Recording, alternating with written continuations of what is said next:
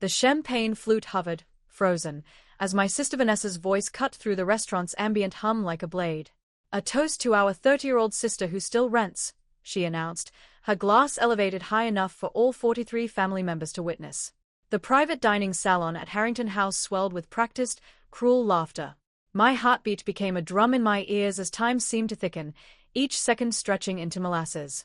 The seared sea base on my plate dissolved into a watercolor blur while heat bloomed across my chest, climbed my neck, and settled into my cheeks.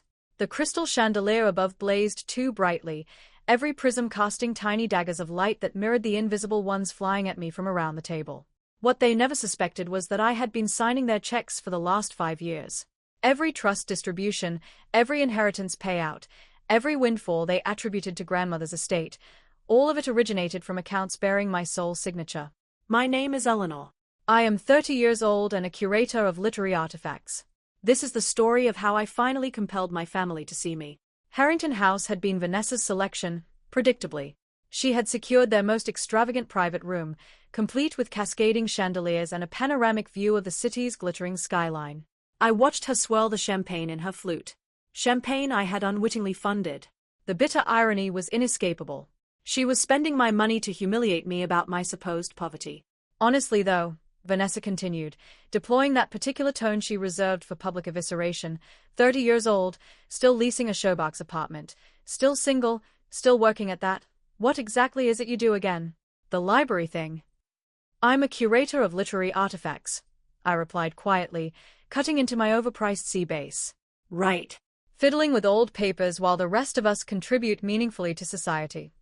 She gestured expansively around the table, encompassing our cousins, aunts, and uncles, all of whom had, curiously, experienced financial ascension over the previous few years. Consider Marcus, she pressed. He just acquired his 3rd investment building. Aunt Helen's boutique is flourishing. Even cousin William finally got his act together and founded that tech venture. Marcus shifted uncomfortably in his seat.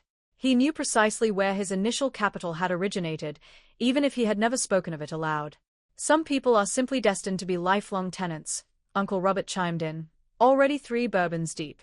Nothing wrong with that, Eleanor. Someone has to occupy the bottom for the rest of us to remain at the top. Exactly, Vanessa beamed.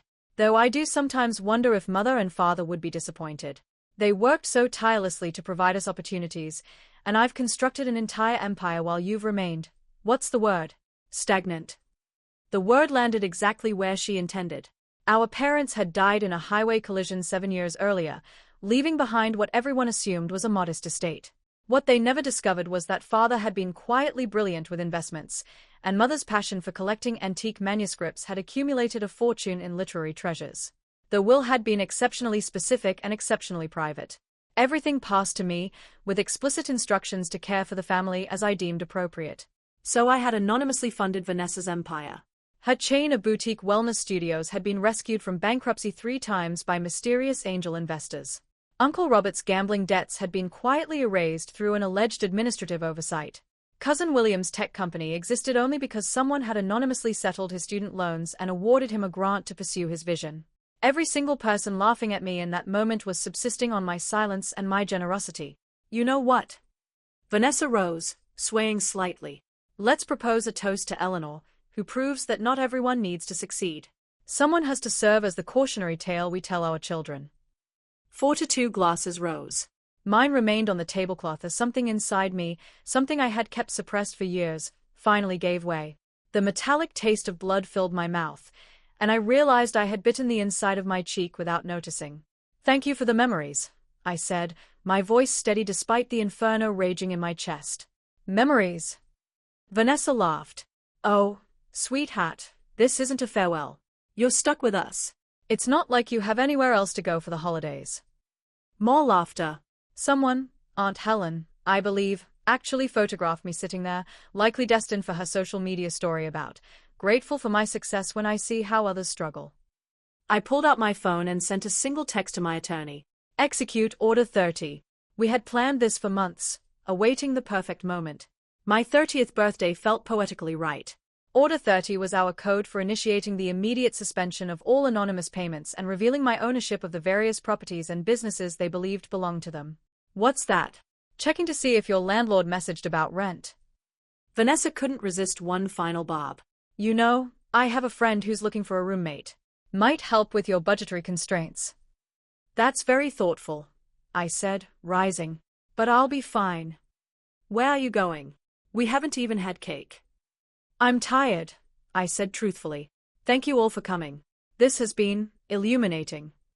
I left them there, laughing and drinking wine I had unknowingly financed, in a room rented with my money, celebrating successes that existed only because of my anonymity. The next morning arrived swiftly. After leaving the restaurant, I returned to my apartment, exhausted but resolute about the consequences that would follow. I was sitting in my modest studio apartment, which was, in fact, the penthouse of a building I owned, deliberately designed to appear humble from the exterior, when my phone began vibrating relentlessly. Vanessa's call came at 8:47 a.m. I let it go to voicemail. She called again at 8:48, 8:52, 8:56. Finally, I answered, my heart racing with quiet anticipation. "What did you do?" she screamed, her voice fracturing with panic. "Good morning to you too," I said, sipping my espresso while gazing out at the park below. "What seems to be the trouble?" "Don't play innocent." "The attorney. The family trust. It's gone." "Which trust are you referring to?" I kept my voice innocently perplexed. "The one from grandmother? The one that disburses 4,000 to 5,000 every month?" It simply stopped. "How strange," I said. "Grandmother's estate was settled years ago. She only left a few thousand. Remember? You were quite vocal about complaining at her funeral." But I've been receiving payments for years. They said it was from her estate." "Must be some misunderstanding," I said. "Perhaps you should contact the law firm." I did. They said to speak with the benefactor. They said the anonymous benefactor has elected to redirect the funds. Anonymous benefactor. I feigned surprise. "Vanessa, are you telling me you've been receiving 4,000 to 5,000 a month from someone you don't even know?" Silence. I could almost hear her mind whirring, struggling to process the implications. It has to be from family money," she said weakly. "Our parents left everything to charity. Remember, you were very vocal about how selfish that was." "That's what they told us." But what? You simply assumed there was hidden money and someone was just giving it to you for nothing." I earned it." "My business, your business that has never turned a profit? The one that inexplicably stays afloat despite hemorrhaging capital? How exactly does that work, Vanessa?" More silence. Then came the moment I had been waiting for. "It was you." Her voice was barely a whisper. "I have no idea what you're talking about," I said. "I'm just a pathetic renter who plays with old papers, remember? How could I possibly have that kind of money? But if it was you, why would you give us money and never say anything?" "Hypothetically," I said, "perhaps someone wanted to see if their family would love them for who they were, not what they could provide. Perhaps someone wanted to know if they'd be valued as a person, not a bank account. But we didn't know, exactly. You didn't know. And when you thought I had nothing, you treated me like nothing. You threw a party to celebrate my failure. You took photographs to document my humiliation. You made toasts to my pathetic life." "Eleanor, please, the genuinely tragic irony," I continued, my voice steadying with each word, "is that I kept hoping. 5 years of anonymous gifts, and I kept hoping that someone might be kind to me simply because we were family. That someone would include me, or defend me, or just see me as more than a punchline." "We can fix this," she said desperately. "We can be better. Your business loan is due next month, isn't it? The one for $3 million? The one you've been making minimum payments on because you assumed the trust fund would always be there." She gasped. "How do you know about that?" "I know about everyone's debts, Vanessa. Uncle Robert's mortgage on that house he can't afford. William's investor agreements that has been floating with trust payments. Aunt Helen's boutique that's never made a profit but somehow stays open. You've been watching us. I've been taking care of you. All of you, for 5 years. I've been the safety net you didn't know existed. And what did I get in return? Mockery. Humiliation. Cruelty. We'll pay you back. With what? None of you have any actual money. You've been living off my generosity while telling me I'm a failure." My phone pinged with incoming calls. Uncle Robert, William, Aunt Helen. Word was spreading rapidly. "The building you're living in? I added. The one with the mysteriously low rent? I own it. The car you drive? I hold the lease. They'll be repossessed. Vanessa sobbed. Please. Just stop. Why am I embarrassing you? Making you feel small? Welcome to every family gathering for the last 5 years. What do you want? The desperation in her voice was palpable. Nothing, I said. That's the beautiful irony. I don't want anything from any of you. I never did. I just wanted a family that loved me for me, not for what I could give them. We do love you, no. You love the idea of being superior to me. You love having someone to look down on. You love feeling successful in comparison to my perceived failure. That's not true. Then why did you never, in 5 years, invite me to something that wasn't an opportunity to humiliate me? Why did every conversation have to include a reminder of my failures? Why did you photograph my pain? She was crying openly now. I'm sorry.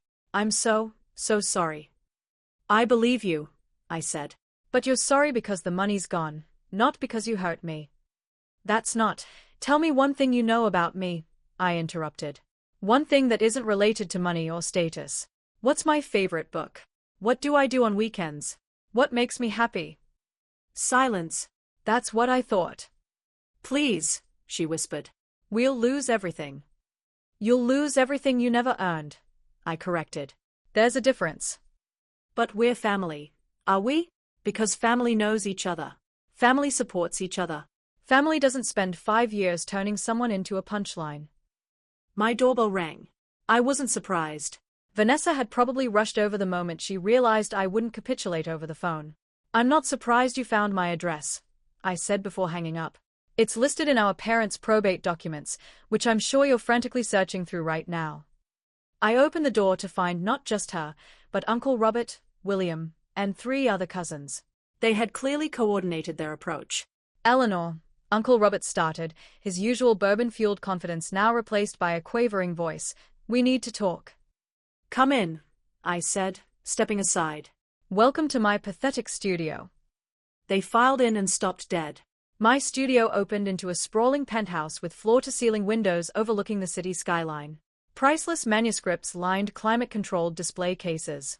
Original artwork adorned the walls. The pathetic life they had mocked was nowhere to be seen. How? William breathed, his eyes widening as they took in the marble countertops and designer furnishings. Father was smarter than any of you gave him credit for, I said. And Mother's manuscript collection. It turns out first-edition Brontes and signed Fitzgerald letters are worth quite a lot. But you never said. Vanessa's voice was small, her makeup streaked from crying. I tried.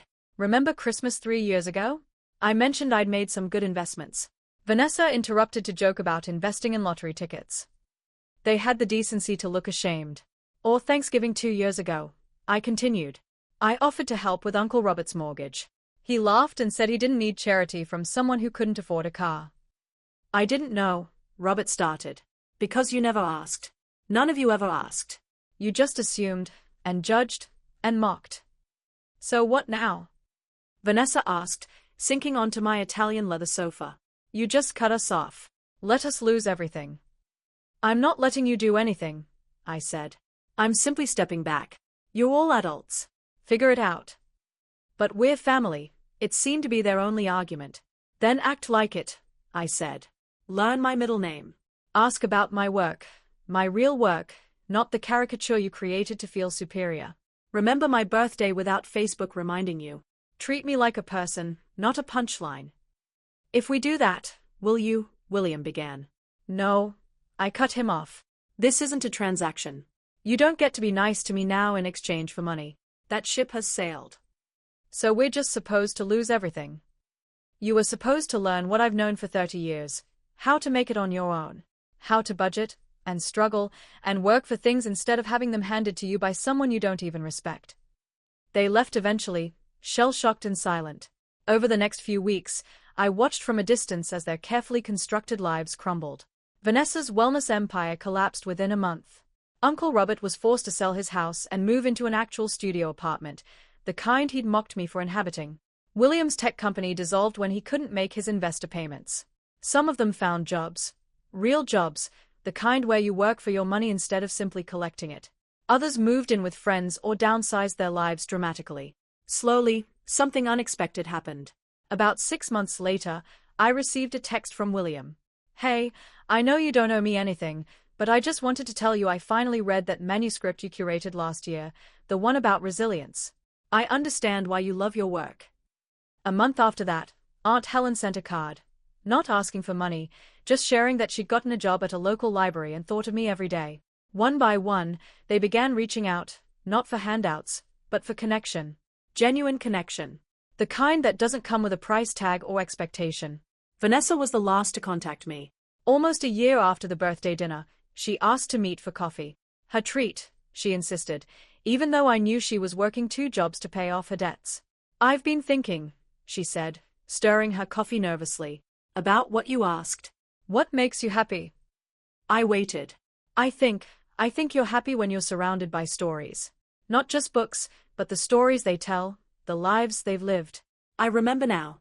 You used to tell me about the inscriptions you'd find, the love notes in margins, the history in the pages. It was the first time in years she had actually seen me. I'm not asking for money, she added quickly. I'm not asking for anything. I wanted you to know that I remember. And I'm sorry. Not sorry for losing the money. Sorry for losing you. We aren't close now. Too much damage was done for that. But we're working on it slowly, one genuine conversation at a time. The family that laughed at me for being pathetic is learning what I always knew, that worth isn't measured in dollars. That success isn't about what you have, but who you are. For the rest of my family, each relationship evolved differently. Uncle Robert eventually found work as a financial advisor, ironically, teaching others about responsible money management. We exchange holiday cards now, but nothing more. My cousins split into 2 camps, those who genuinely wanted to rebuild relationships, and those who disappeared from my life entirely, unable to face the shame of their behavior. Marcus moved across the country to start fresh, occasionally sending emails about his new, more modest life. And me? I still live in my penthouse, still work with my manuscripts, still drive a sensible car. The only difference is that now, when someone asks what I do, I tell them the truth. I preserve stories, both the ones written in books and the ones written in lives, including my own. The birthday toast Vanessa gave, to our pathetic sister who still rents, turned out to be prophetic, just not in the way she meant. I do still rent, in a way. I rent space in people's lives. And now, finally, they are earning that space with something more valuable than money. They are earning it with respect. And that's worth more than all the trust funds in the world. Before you go, here's a quick bonus for sticking around. If you love learning and growing like I do, you need to try audiobooks. I've got an exclusive deal with Audible. Your first month is completely free. That's access to over 500,000 titles, 0 cost to you. All the details are waiting in the description. Don't miss this one. If this story resonated with you, please hit that like button and subscribe to Zarabell Stories for more transformative tales. Share this video with someone who needs to hear it. And leave a comment below. I read every single one.